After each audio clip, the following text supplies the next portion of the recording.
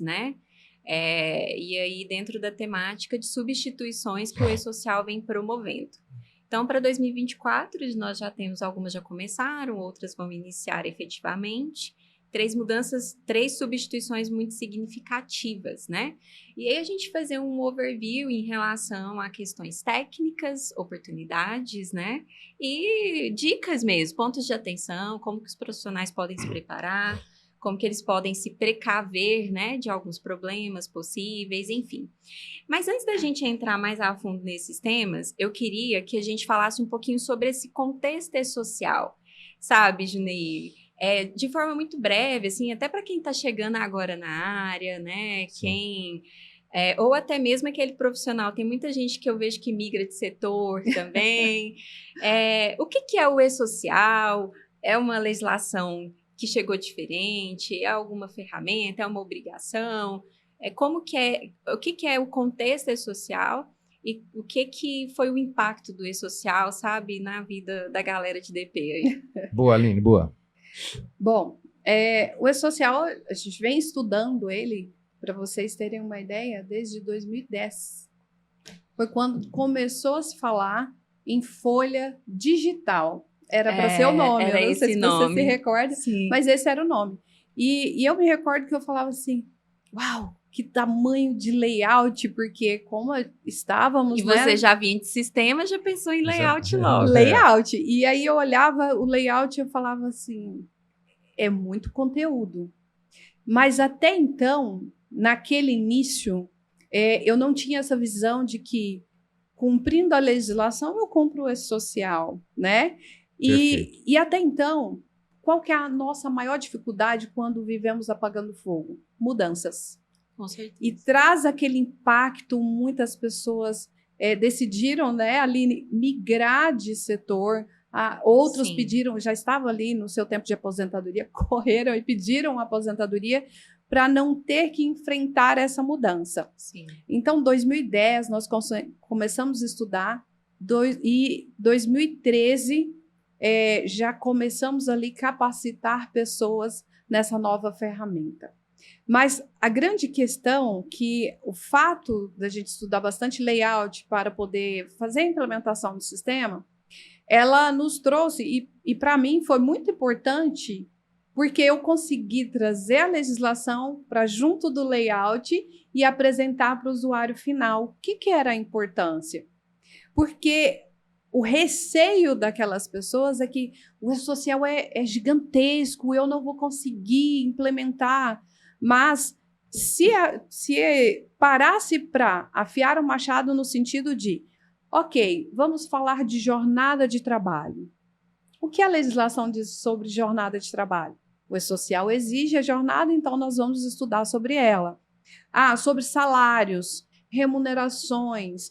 Então, era isso. Os prazos dessas coisas, que foi o que pegou muito, né? Exato. A gente tinha um péssimo hábito de fazer tudo no último dia antes do fechamento da folha. Então, férias, admissão, rescisão, afastamento, era tudo um dia antes de enviar CFIP. E aí, era uma prática e criou-se uma cultura errônea entre os próprios empregadores. Por quê? Até então, ali não tinha penalidade, estava tudo bem. Às vezes acontecia de ter que declarar um período anterior, mas era quando tinha um processo judicial, ou seja, um processo mais moroso. E, com isso, criou-se essa cultura. E aí, no início, quando comecei a levar essa capacitação, eu senti que havia uma certa resistência. Eu não sei se vocês conhecem a síndrome, eu sempre falo da síndrome de Gabriela. Eu nasci assim, eu vivi assim, eu vou morrer assim. Certo. E, na verdade, Juneir, eu sempre fiz assim, nunca deu problema, eu não preciso mudar, eu só vou... Me responde. Eu sempre ouvi esse questionamento. Me responde uma coisa: meu sistema é obrigado a enviar Sim, A gente enviar, sempre quer sim. terceirizar Terceirizar a nossa obrigação. a responsabilidade. Exato. Exato. E eu sempre respondia para eles o seguinte: sim, o sistema tem que cumprir a obrigação de enviar, mas a de parametrizar, conferir se está tudo certo, a obrigação é sua. E eu sempre coloco para quem, desde o assistente, auxiliar, analista, que tem que se fazer, tem que ter todo esse conhecimento. Ah, Junei, eu sou só um assistente, eu preciso conhecer as outras rotinas. Gente, a Aline tem falado bastante sobre oportunidades. E isso, Aline, me traz tantos insights. Porque sempre quando surge um problema, a gente tem que pensar o que isso pode me trazer como oportunidade? O que isso pode melhorar a minha rotina? Se esse é um problema, o que eu posso fazer para transformar em uma rotina melhor para o meu trabalho? E lá naquele período, o e-social foi visto como uma pedra de tropeço. Nossa, mas eu vou ter que coletar todas essas informações. Nossa, mas eu vou ter que fazer uma admissão antes dele iniciar as atividades.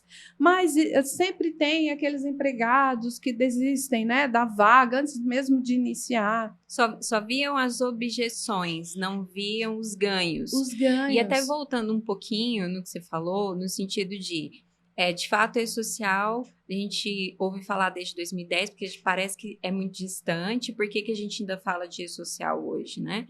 Porque devido justamente a essa robustez que você relatou, o e-social, ele vem sendo faseado. Então, ele foi implantado, o início dessa implantação se deu mais efetivamente só em 2018, de 2018 para cá. Isso. Né? Que houve uma execução real. Exatamente. Né? Então, ele foi sendo faseado por porte de empresa, depois por tipo, né, de informação que a gente envia. E aí, até hoje, isso vem acontecendo. Então, para muitos profissionais, ainda é novidade. Para outros, né, que por mais que estejam no DP há bastante tempo, a gente vê que ainda sofre com questões básicas dentro do e-social. Talvez ainda porque não entendeu de fato, né, quais são os ganhos que essa ferramenta pode oferecer. E esse comodismo no sentido de, mas por que isso agora? Porque naquela época o papel aceitava tudo antes Sim. do e-social e a fiscalização vinha num volume muito menor, porque você não tem um corpo fiscalizatório suficiente para fiscalizar 100% das empresas na periodicidade adequada, né? Então, assim... e aí o fisco encontrou uma forma de resolver isso, que é falar, vamos cumprir a legislação, né, Juninho? Só para fazer um adendo nessa motivação. Então, por que do e-social vir? Justamente para... o fisco falou, eu vou otimizar minha vida aqui, agora vocês correm para otimizar a vida de vocês. E querendo ou não, otimizou a vida do Com departamento certeza. pessoal. Em nosso encontro, a Aline comentou assim, olha, o e-social está bastante consolidado, né? Mas, às vezes, nós que estamos começando, talvez não esteja. Exato. Então, qual deve ser a preocupação? Se você está sentindo o profissional do DP está sentindo uma certa dificuldade, é momento de parar um pouco. Vamos estudar o que é o e-social, o que ele me exige, essa informação, qual é o prazo. Entra no layout, por mais... pode parecer técnico, mas lá naquele cantinho do lado direito, lá ele traz a descrição certa do campo, o que se exige, o que não exige. Isso junto com o estudo da legislação.